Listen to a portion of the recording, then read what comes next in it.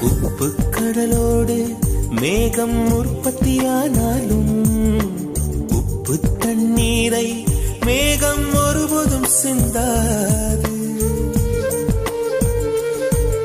மலையில் விழுந்தாலும் சூரியன் மரித்து போவதில்லை. நிலவு கூலியூட்டி தன்னை நீட்டித்துக் கொள்கிறதே. மேகமாய் நானும் மாறேனோ, அதன் மேன்மை குணங்கள் காண்பேனோ. சூரியன் போலவே மாறேனோ, என் ஜோதியில் உலகை ஆளேனோ.